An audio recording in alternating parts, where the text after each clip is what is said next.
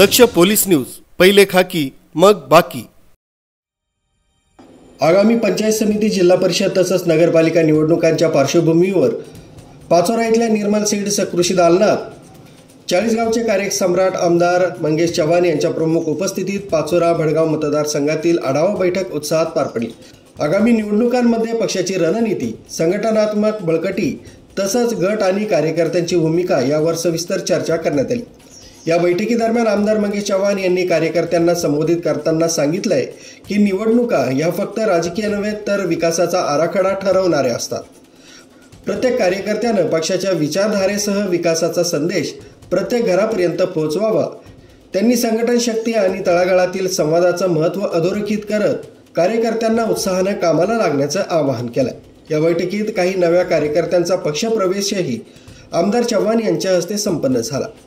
बैठकीत दिलीप भाऊ वाघ, वैशालीताई सूर्यवंशी, अमोलभाऊ शिंदे, प्रताप हरी पाटील, अमोल नाना पाटील, मधुभाऊ काठे, सुभाष पाटील, संजय नाना वाघ, सोमनाथ पाटील, गोविंद शेलार, दीपक माने, योजनाताई पाटील, शोभाताई तेली, अनिल पाटील, विनोद नेरकर यासह मोठ्या संख्येनं पदाधिकारी तसंच कार्यकर्ते उपस्थित होते। या आढावा बैठकीमुळे पाचोरा भडगाव मतदारसंघातील कार्यकर्त्यांमध्ये नवचैतन्य निर्माण झाले।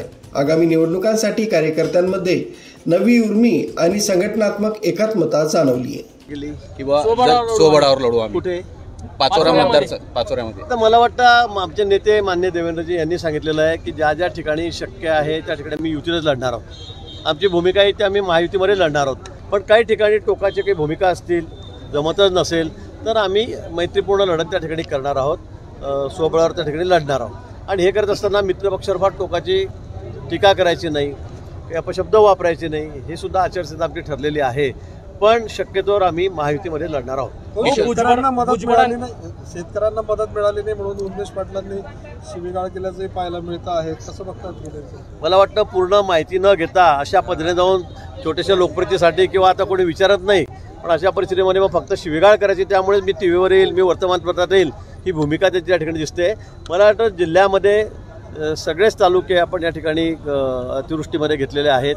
जे गरजू शेतकरी आहेत, जे आवश्यक आहेत, जे खरंच नियमाप्रमाणे बसत आहेत, ते सर्वजण त्याचा समावेश याच्यामध्ये करण्यात आलेला आहे। न्यूज ब्युरो, दक्ष पोलीस न्यूज, पाचोरा।